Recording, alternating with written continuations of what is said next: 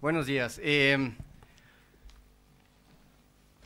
A mí no sé cómo le hago, pero cada vez que me presentan, cómo me gustaría que estuviera mi mamá para que escuchara todo lo que dicen de mí y que no sienta que no me crió un vago. Pero gracias por la presentación, gracias por el panel, gracias. No me voy a cansar de decirle, de verdad les quiero, les estimo mucho. Estando aquí, tengo que arrancar poniendo las letras chicas. La empresa me lo solicita, donde básicamente se va a deslindar de todo lo que les vengo a decir. Lo que escuchen el día de hoy es producto de su imaginación y la presentación se autodestruirá una vez que la termine. En las otras más pequeñas dice que básicamente no hablo el idioma, no soy de aquí, así es de que si hay alguna fórmula en la que se sientan agredidos, ofendidos, no es personal, soy mexicano, es lo que es, pero les respeto y les quiero mucho. Definamos agricultura y arranquemos ahí. Y definamos agricultura con administración de riesgos. Del latín agri, campo, cultura, cultivo, crianza. Es el conjunto de técnicas y conocimientos para cultivar la tierra. Eso es una actividad que conocen bien, me parece. La agricultura sin administración de riesgos es ese negocio que te hace perder dinero mientras piensas que lo estás ganando porque trabajas más de 400 horas al mes para alimentar gente que piensa que estás tratando de envenenar con material mutagénico. Entonces, hay una diferencia muy grande en el objetivo y en la forma de estar viendo las cosas. Y con eso, yo les pregunto a cuál negocio realmente te dedicas. Entonces, vamos a hacer un planteamiento de negocios estratégicos con lo que habíamos dicho en el preámbulo, en el escrito, diciendo con la buena, el malo y el feo. Lógicamente, el feo. Pero imagínense que hay un tipo caminando en un centro comercial, menos feo que el que ven ahí. No tan hermoso como Salvador, pero digamos que es un panorama ahí, ¿no? El malo, lógicamente, ahí lo ven con el Susantelli, cuando estaba Salvador ahí en Chicago, en la oficiosa fotografía con el que dirige todo el tema de recorrido en CNBC, es famoso, televisión, y bueno, Salvador es Salvador en Chicago y en Argentina. El tema es de que el tipo, que ni es Salvador, que ni soy tampoco yo, encuentra una mujer impresionante en un centro comercial y pues no se aguanta las ganas. Y llega con la señorita y le dice, señorita, disculpe, ¿le puedo proponer un negocio? Y la señorita le dice, ¿por qué no? ¿Cuál es el negocio? Y el tipo le dice, si yo le doy $1,000,000, ¿usted tendría relaciones sexuales conmigo? Y la señorita se le queda viendo como que en blanco y le dice, $1,000,000. Sí, y en efectivo. Aquí y ahora. ¿Prepagado? Sí, señorita. Bueno, tal vez, ¿por qué no? Y el tipo después le dice, señorita, ¿y si le doy $100? Oiga, ¿y usted quién cree que soy? Y dice, no, espérame.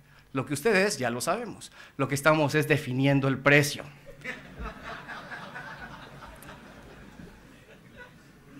El día de hoy yo me presento con ustedes y les vengo a plantear un negocio. ¿Venderían soya en $650 con 18 de tipo de cambio? ¿Sí? ¿Venderían soya en $180 al tipo de cambio actual? ¿No? ¿No? Bueno, pues ya saben lo que son. Nomás nos falta definir el precio. Y lo que son en mi rancho se llama especuladores. Están especulando en la zona en donde van a ir a fijar un precio y tienen que buscar un medidor que les haga tomar la decisión de entrarte al ajo. Bueno, no tiene nada de malo, aquí no juzgamos a nadie. El tema es que para jugar ese juego de la especulación hay que tener las 3 P's. ¿Las conocen? Plata, paciencia y pericia, correcto. Estamos de acuerdo. Bueno, si especulas, no olvides que siempre hay alguien con una posición estratégica más sofisticada que tú en los mercados. Y por ese orden tienes que empezar y entender que siempre hay alguien que tiene una posición capaz de doblarte el análisis o mejorarte el esfuerzo. Permítanme preguntarles algo nuevamente. ¿Cuánta soya vieja tiene la Argentina el día de hoy? A mí me ha sorprendido escuchar muchas respuestas de diferentes lugares. Soya vieja, ¿cuántas hay? ¿Cuántas toneladas hay en Argentina? ¿10 millones? ¿15 millones? 20 millones. Si me quieren ayudar para que no se me duerman, alguien que diga 10 millones, levante la mano. 15 millones, 20 millones. Es un espanto, es mayoría absoluta. 20 millones de toneladas que están guardadas el día de hoy. ¿Cuánto vale esa soya guardada? ¿$600? ¿$400? $200. ¿Esa soya guardada cuánto vale? Yo te garantizo que esa soya guardada no vale el precio de Chicago. Lo que ves en el precio de Chicago no tiene el valor que tiene tu soya. Esa soya guardada no vale el precio de Chicago el día de hoy. Y lo que queremos es ver qué va a pasar o qué tenemos que inferir para descubrir qué precio tiene esa soya que tienes guardada. El día de hoy en Chicago, el precio de la soya y el maíz refleja simplemente el inventario disponible, lo que está en el torrente de comercialización, pero aún falta ponerle precio al inventario total, al inventario que existe. Y existe inventario remanente en Argentina y está quedándose un inventario remanente en Estados Unidos y es muy grande. Y eventualmente cuando llegas a esas instancias en donde el precio sube lo suficiente, mágicamente sale producto. Pero nuevamente, si le tienes que poner precio a todo ese inventario existente, ¿qué precio tendría que tener la soya en realidad el día de hoy? ¿Hace sentido lo que les digo? ¿Se la creen? ¿Vamos bien? Bueno. Ok, siempre hay dos modos distintos de la lectura en este análisis. Por un lado, hay gente que dice que se está subestimando mucho la demanda y que se está comprando muchísimo producto y que venimos con mucha velocidad y que realmente no alcanza y que tenemos producciones gigantescas en el mundo y aun cuando todo está súper producido, el precio no acaba de caer. Y entonces dice, si esto es todo lo que tienes como fundamentalmente bajista y el precio no se derrite por completo, pues ya no me espanta y me quedo con la soya y la aguanto porque hasta ahora me ha ido bien. Hay gente que la vende, yo me tardo un poco más en venderla y siempre sucede algo que me permite venderla mejor. Yo no estoy en contra de todo ese tipo de cosas porque no lo sé, pero es una situación que se repite constantemente. Por otro lado, podemos decir que la falta de incorporar el precio a la existencia global, tarde o temprano, y no sabemos qué tan tarde o qué tan temprano, va a tener que representar un impacto en el precio. Ok, ahora, si hacemos una radiografía en Estados Unidos, y esto es un recuento que hicimos a título de estar hablando con las cooperativas, con los operadores y con los más grandes acarreadores de producto en Estados Unidos, les estuvimos preguntando por cada región en el Midwest a qué precio equivalente de Chicago estarían vendiendo ellos producto, en qué nivel estarían llegando a su zona de comodidad. Dijeron que $3.59 hace un tiempo. ¿Saben lo que vale el día de hoy el precio de Chicago? Ahí anda en esa zona más o menos. Si lo hicimos ahora en ese orden, diciendo cuánta de tu cosecha que acabas de sacar y que es muy grande está vendida, en su momento decían que en el contexto habían vendido solamente el 33% de su producción de maíz. Bueno, y esto acarreando los inventarios de funeral, que es como le llaman allá en Estados Unidos. Estos inventarios que solo sacas en alguna emergencia, que siempre tienes, que siempre acarreas. Bueno, y si hace la misma pregunta con la soya, el promedio de precio era $9.89, ya estamos en la zona de los $10, teóricamente tienen que estar reaccionando, y lo hemos visto, el farmer está reaccionando, está vendiendo soya. Cuando les preguntas qué porcentaje de venta tienes, hablan de un 42% y eso al 21 del mes. Entonces, el farmer está vendiendo soya en $9.89, el farmer está vendiendo maíz en $3.59 cuando tocan esos niveles. Si te das cuenta, el farmer está vendiendo soya antes que vender maíz. ¿Por qué? La producción lo sorprendió y hay mucha gente que habla de que la producción de soya es todavía mucho más grande de lo que mucha gente imagina. Entonces, estos kilos extras, residuales, que no habían contemplado procesar, producir, son los que están vendiendo y eventualmente en la fórmula de rentabilidad, ahí en el Midwest te dicen que alguien con campo propio está sacándole $500 por acre a la soya cuando al maíz en este momento le pierde $150. Entonces dice, no es muy necesario vender maíz ahora, vendo la soya, me hago de caja, lo que tengo que hacer y ese es el torrente de cosas que tengo que por hacer. Entonces el farmer está siendo más rentable vendiendo soya que maíz, eso está claro. El maíz sugiere que es mejor acarrearlo que venderlo el día de hoy. Y entonces la pregunta es, si lo vas a guardar y almacenar, ¿el mercado te está permitiendo hacerlo? Y la respuesta es sí.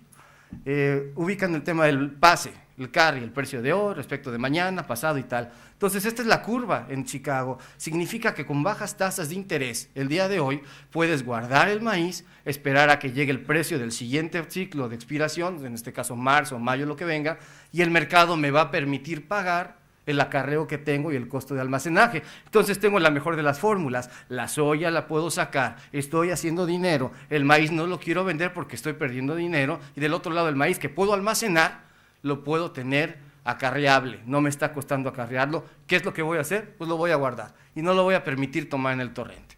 Entonces, el trigo, que voy a tocar muy pocas cosas del trigo porque hay muy pocas que hablar de trigo y desafortunadamente es una cosa así, pero bueno. En el trigo es todavía peor, el carry es gigantesco, al punto en donde con algunas de las empresas que trabajamos en América Central han decidido comprar el 100% de su necesidad total del año físico y llegar con el banco a tasa baja y decir, banco, préstame porque voy a comprar el 100% de mi trigo, lo voy a traer hoy aquí, lo voy a almacenar yo y yo lo voy a acarrear. Entonces hoy pago el trigo en un precio mucho más bajo de lo que me va a hacer pagar a alguien si me lo acarrea. Soy más eficiente acarreándolo yo. Yo como usuario estoy comprando eso. Y cuando vemos que la demanda o el consumo en algunas instancias se multiplica y ven que de repente llegó México y compró 1,5 millones de toneladas de maíz sin avisar, no es demanda nueva, no es demanda súbita, es esta demanda que tiene una razón de ser, pero que no es la que se va a estar multiplicando todos los días y todos los tiempos. Bueno, en términos de las cosas, una cosa es lo que decimos y otra cosa es lo que el mercado hace. Esta es una radiografía de las bases en el Golfo, destacando las bases de venta de soya en el Golfo, destacando la línea negra como el lugar en donde estamos el día de hoy. Significa que efectivamente el farmer está vendiendo soya y las bases de soya en el Golfo se están haciendo pedazos. Ahora, esto, si lo construimos hacia atrás, y estoy viendo que la soya en el Golfo se está haciendo pedazos, ¿cómo llega a ser precio en Puesto Chicago, por ejemplo? Descuento los fletes, descuento todos los costos que tengo y sé cómo está la soya en Chicago, en la soya en el río Illinois o en alguna zona del Midwest, y me estoy dando cuenta que me están pagando la soya a Chicago menos un descuento. Es decir, me están pagando en mi tierra la soya a descuento. Y aquí es en donde viene una cosa muy interesante. Como saben, la soya de noviembre está próxima a expirar. El contrato de noviembre expira. Y si tú eres agricultor y te volteas a ver 2 canales de potencial comercialización, lo aviento al río a exportación, me la descuentan. O se la aviento a Chicago y que me la paguen a paridad. Teóricamente la tendría que aventar a Chicago a paridad para que no me descuenten. Y lo que significa con esto es de que si vemos mucho delivery, o sea, que lleguen a matar soya en noviembre a término en Chicago y que ves que los deliveries de soya son grandes, te está hablando de una construcción de un mercado bajista en esencia, no en futuros, pero en la esencia del cash, la comercialización, el físico, te está dando un mensaje increíblemente bajista. No estoy diciendo que vaya a suceder, estoy diciendo abran los ojos y analícenlo y que es un punto neurálgico para que sepan cómo poner las barbas a remojar eventualmente o seguir aguantando la soya que tienen. Bueno, la siguiente cosa es que algo está a destiempo en términos de los futuros el día de hoy. El farmer vende soya en el cash, la trata de vender y por eso estás viendo que las bases se caen. El acopio vende soya en cash, está tratando de vender soya porque el acopio lo que tiene es contratos de barcazas preacomodadas y las barcazas llenas o vacías cuestan. Tienen que llenarlo con soya y entonces estas gentes están aventando toda la soya y el maíz que el farmer no está poniendo en el disponible está haciendo falta. ¿Y qué hace el acopio?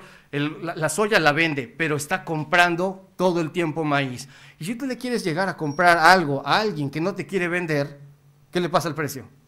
Entonces, las bases de maíz están calientes internamente y no se mueve, no porque no haya, simplemente porque no es el negocio actual de poderlo mover, y en la soya es todo lo contrario. Espero estarlos confundiendo de la manera más amable y confundente. Bueno, ahora, la situación de más confusión, lógicamente, es que encima de todo esto, cuando el mercado de la soya te está hablando de cosas bajistas, los fondos están comprando futuros. ¿Por qué? Porque ahí es donde empiezas con la otra dinámica de la ensalada, de la agricultura virtual, esta que yo hago en una computadora, no la que hacen ustedes en vivo. Y nosotros, desde una zona mágica tipo podium como este, decidimos cuál es una buena relación de soya y maíz, decidimos cuál es un buen arbitraje contra tasa de interés y creamos nuestro propio espíritu y luego empezamos a hacer análisis macroeconómicos, cosas de lo que les voy a platicar que espero lo ignoren, que lo tomen anecdótico, pero que no lo tomen como la situación de lo que está resolviendo el tema en el mundo. Los análisis que les recomiendo hacer son mucho más simples, más sencillos, nada más escojan su esquina, escojan su punto de inflexión, pero no se llenen de tanto ruido, y hay muchísimo ruido en donde estamos nosotros, y si no hacemos ruido, ¿de qué vivimos, no?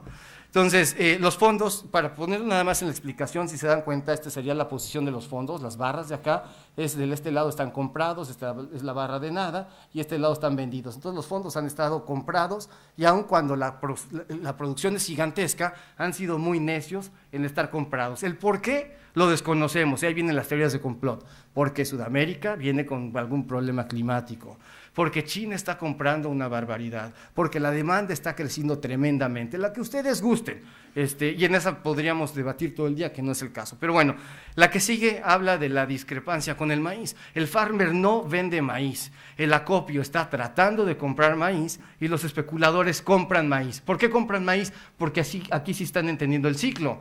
No me está dando el mercado de físicos ninguna noticia bajista y yo estoy apostando a las bajas. Los fondos están vendidos en maíz. Ahora, lo que están haciendo al comprar los futuros es recortar esta exposición. Y ahí es donde tienes un precio del maíz sostenido, y es lo que estás viendo. ¿Cómo quieres ver el prisma? Depende de cómo quieras ver el vaso, pero hay algunas situaciones que te invito a que penetres en alguna zona de información que te dé acción, no nada más verso. Bueno, el precio de hoy establece el balance normal de la fuerte demanda de hoy y el inventario disponible. Pero yo creo que aún no se integra nuevamente todo el inventario existente. Y esa es otra dinámica que tendremos que ver más adelante. Las exportaciones en Estados Unidos, cuando estamos hablando de demanda fuerte, en realidad no hemos visto peores escenarios. La línea verde te habla de lo que, si esta es una fotografía al día de hoy, lo que estamos vendidos en Estados Unidos. Dicen que al día de hoy estamos básicamente en un 38% vendido de todo lo que había dicho el USDA que iba a vender. El año pasado íbamos mucho más abajo, pero vaya, hemos visto peores años. Aquí ya habíamos vendido el 57% de lo que se había dicho que se iba a vender en esta etapa del año, que no significa nada, porque pueden comprarlo todo ahora en la punta y después no comprar nada. Y el día de hoy, si se fijan, Estados Unidos domina cuando tiene cosechas. El día de hoy es cuando tienes la producción, dominas, es cuando vendes, pero ya entendieron que viene Sudamérica después, y normalmente viene Brasil con potencia, viene Argentina con potencia, y si juntas Brasil y Argentina con todo el contexto de países periféricos, pues Estados Unidos es una buena zona de producción, pero ya no domina en el arte de la agricultura del mundo. Entonces Estados Unidos ya aprendió a capturar su fórmula para comercializar en la curva natural. Entonces, si vemos en la soya van vendidos hasta altura el 55%. ¿Quieres que te lo ponga dramático? El año agrícola empezó en septiembre, octubre, ni 2 meses en teoría, y ya vendiste más de la mitad de lo que dijiste que ibas a vender. Entonces, si lo pones así, lo proyectas por extrapolación, dices, se te van a pasar las cucharadas. No necesariamente. El año pasado íbamos más o menos similar y no sucedió de la misma manera. Bueno, regresemos a la pregunta que nos hicimos hace un rato, si me lo permiten. ¿Cuánto vale la soya almacenada en Argentina el día de hoy? Esa soya que tienes como un fantasma.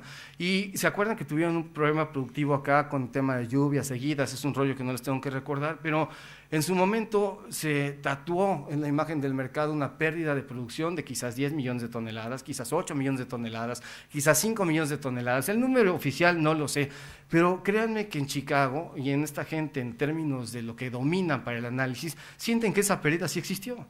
Entonces, para ellos es un fantasma no existente que sí existe. Y Argentina del otro lado nunca dijo, no, espérame, nos regresamos, y nunca reconoció nadie que el número no fue tan malo como lo estuvieron tradeando. A nivel trader te quedaste con la idea de que hace ese faltante. Y entonces lo que sigues diciendo después es de que si Estados Unidos rige su precio de la soya, producto de los inventarios finales que tengan, dijeron, si Argentina no tiene 5 millones de toneladas, son 5 millones de toneladas que no le van a entregar a China. Esos 5 millones de toneladas que no le entreguen a China me los van a venir a comprar a mí porque Brasil está hasta acá de embarques, ya no puede más. Y si me los compran a mí, mis inventarios finales se caen. Y si se caen, el precio de Chicago es directamente proporcional y muy sensible a los precios, a los movimientos en los inventarios finales en Norteamérica. Nos quedamos con ese análisis, pero en ese análisis no hemos regresado el tema de que, espérate, China no va a tener que ir a quitarte esos millones de toneladas porque los va a poder surtir. Entonces, en esas instancias. Ahora, hablando de su soya almacenada, imagínense que por alguna razón salen con pánico, que espero que no, el día de hoy, y dicen, véndelo, vende esa soya. ¿Qué le pasa al precio de la soya actual si sales y dices, estoy por vender 5 millones de toneladas de inventarios viejos en Argentina? ¿Qué le pasa al precio?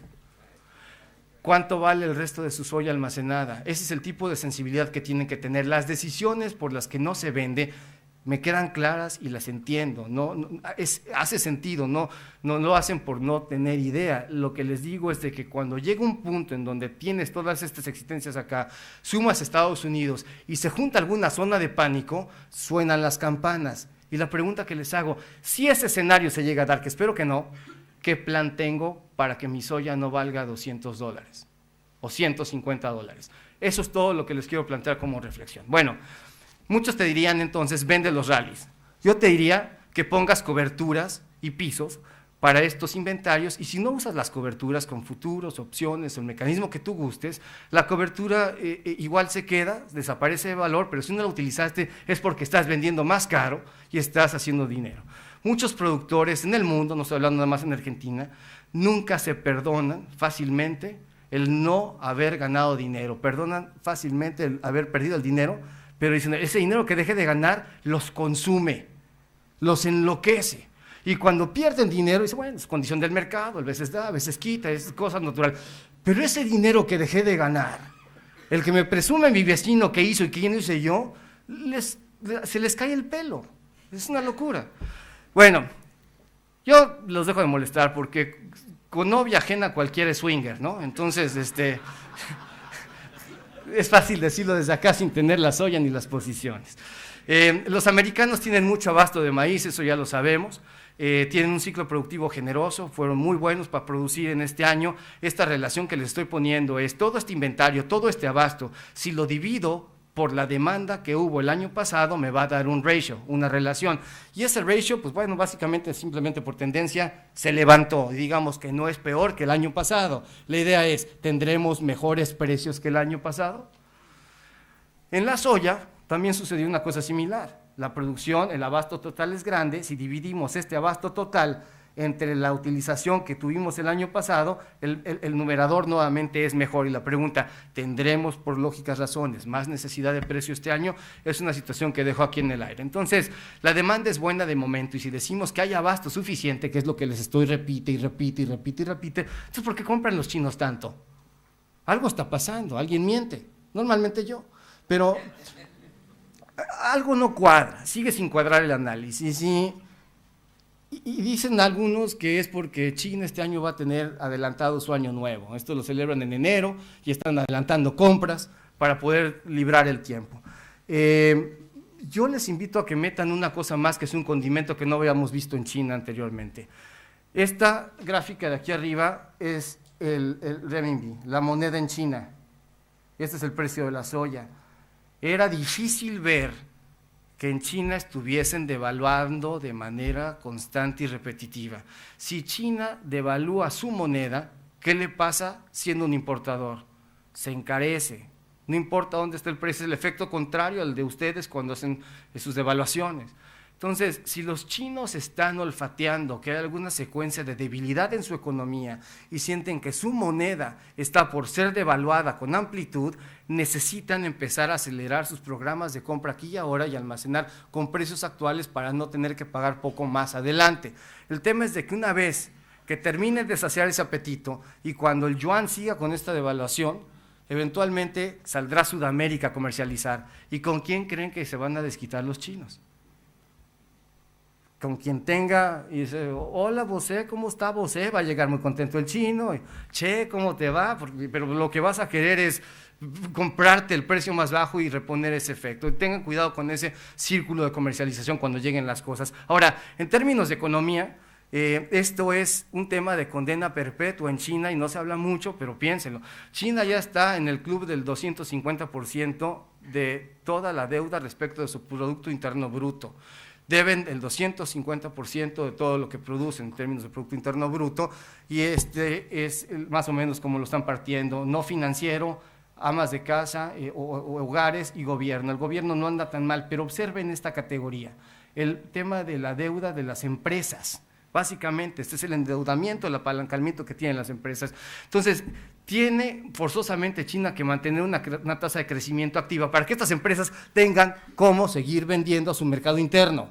¿Cómo le haces? Si el mercado interno no está respondiendo, tengo que exportar. Y para permitirle al chino exportar, le tengo que ayudar devaluando un poco la moneda para que las economías locales tengan un ámbito de mayor competitividad. Es donde están los chinos entrando en un ajo distinto. El gobierno tiene que decidir si apoya el tema de la moneda para que no se devalúe y crea su masa de inflación, o deja que las empresas encuentren competitividad hacia el exterior. Entonces, es una fórmula de cosas que me gustaría nada más de reflejarle. China ha perdido dinero de sus reservas tratando de apoyar su moneda, pero están deteniendo ese plan y lógicamente estás viendo que de algún lado se tiene que fugar de energía y están devaluando. Entonces, ¿a qué quiero llegar con todo esto? Los analistas le estás perdiendo un sentimiento alcista a China en el mediano y en el largo plazo, y no solo por la evidencia económica que te acabo de plantear. China hoy en términos de deuda y tejido social se parece al Japón del 1990. Entonces, para ponerles una idea, esta es una estructura de la matriz poblacional en China, esto es en el 2015, y esta matriz poblacional te enseña de inmediato, lógicamente, que hay más chinas que chinos. Ese es un ámbito que les he repetido muchas veces, eso genera mucha violencia, tarde o temprano tener más hombres que mujeres en una sociedad no es bueno, no es sano. Yo acá he visto en estos tiempos que he estado transitando por la Argentina muchos chinos, y honestamente sí me pongo una mano adelante y una atrás y camino pegado a la pared, porque ese tipo de cosas no sabes cómo te van a responder con ese desbalance de cosas. Bueno, el tema es que si esta imagen de la estructura del 2015 de China la comparamos con la que tenía Japón en el 1990, nos hace pensar que en el envejecimiento de Japón que tiene el día de hoy, China se va a poder convertir en unos cuantos años, y la idea hacia largo plazo, es decir, estamos en una China que no va a detenerse, pero no se va a multiplicar, duplicar, triplicar lo que vimos en efectos. Ese tipo de cosas, economía, los va a platicar gente, quién sabe, al rato Salvador les echa otro cuento chino, pero la idea de todo esto es de que si ves una población vieja en el mundo, y utilizando nuevamente a Japón, ¿qué es lo que pasa con una población vieja? No es mi caso, pero porque los japoneses son disciplinados, mientras más viejos comen menos, yo no. El tema es de que comes menos proteína, menos energía, menos cosa, y como población tiendes a generar menos capacidad de consumo. ¿Dónde está el crecimiento del mundo? Dense cuenta en esta gráfica, acá les estoy poniendo el incremento poblacional entre hoy y el 2040, y de este lado la ingesta de calorías per cápita. Entonces acá traes Alemania, los Estados Unidos, Brasil, el mundo. China ya está en una zona bastante cómoda, o lateraliza o baja, porque ya hay chinos que parecen llanta Michelin. En Japón la cosa está distinta. Y luego India va a tener un crecimiento impresionante de su población y tiene bajo consumo, hay un potencial enorme de expansión, pero vean a la África, va a ser 70% más en términos de población y tiene muy bajo consumo. El tema es, véndele a los africanos y haz que los indios coman carne, ¿no? Entonces, o carne, o vaca y tal. Entonces, ahí está la situación. El club del 250% del PIB respecto de toda su deuda. ¿Cómo voy de tiempo? Ya se me están pasando. Bueno, si ya saben cómo soy, ¿para qué me invitan? Bueno, 250%, el tema de lo que les quiero poner aquí es que los países más desarrollados deben una fortuna. Japón entró en su crisis de la cual no ha salido cuando entró al 250% de su deuda, y ahí está el mundo, realmente. Entonces, si tú tienes una deuda grande, ¿puedes hablar de subir tasas de interés?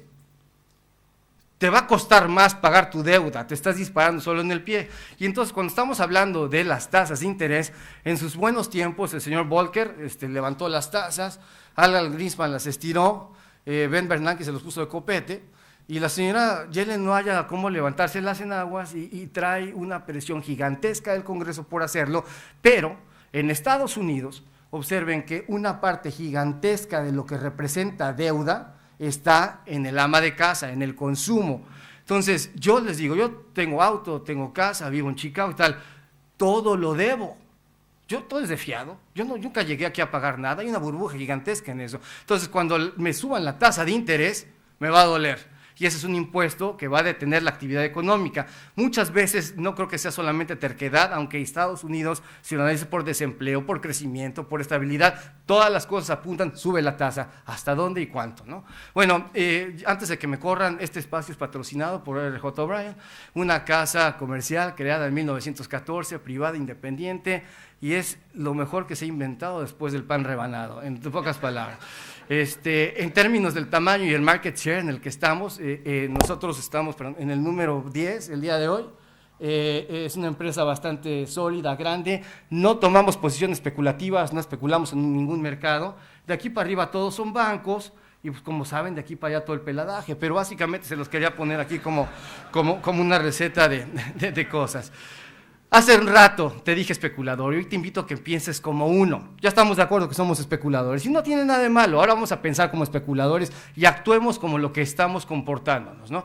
Entonces, si Sudamérica en su totalidad logra un ciclo decente, un ciclo importante, imagina la acumulación de inventarios, al menos en las hojas de balance. Cuando yo te presento una hoja de balance y te diga, hay muchos inventarios, ¿qué es lo primero que te viene a la mente si te digo, compra?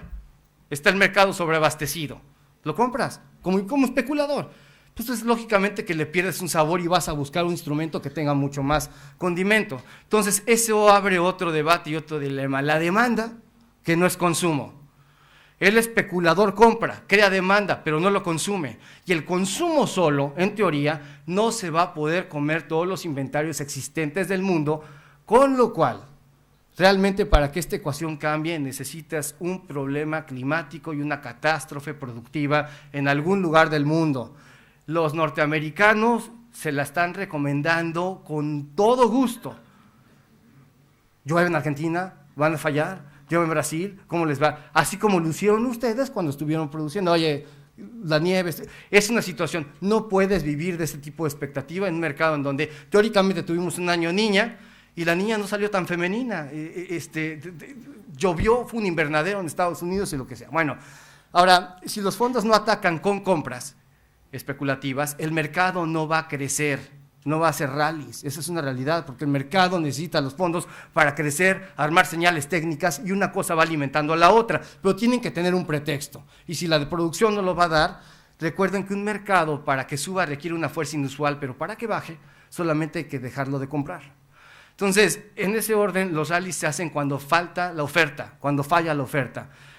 Cuando la oferta acierta, como ha venido sucediendo en los últimos 2 o 3 años, hacemos lateralizaciones. Y esta es una gráfica de maíz por los últimos tiempos. Dense cuenta cómo nos hemos mantenido en rangos absolutamente laterales, muy encapsulados, y solamente cuando tenemos un problema productivo generamos el rally. Yo creo que ustedes quieren un mejor precio, pero no quieren pagar el precio de que sean ustedes los que pierdan producción para que el precio se suba, porque es dispararse solos en el pie justo en estos tiempos, ¿no? Y vamos a utilizar el trigo como un ejemplo para que vean que no nada más son habladas. El trigo en el mundo, hay una bestialidad de trigo, hay más trigo que imaginación de qué hacer con él. Entonces, si de alguna manera ves que el trigo hay mucho y la relación de inventarios divididos por la demanda es enorme, ¿qué hace el especulador? Vende.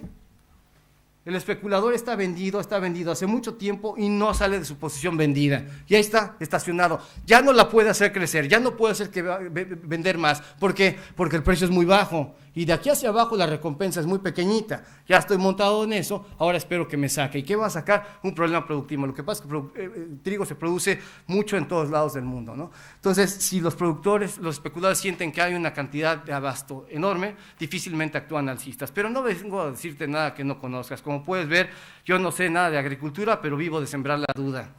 Recuerda que yo no puedo decirte lo que va a pasar mañana, pero cuando suceda, te lo voy a venir a explicar muy bien. Por eso, nunca le des control de tus activos a nadie, por más experimentado que parezca.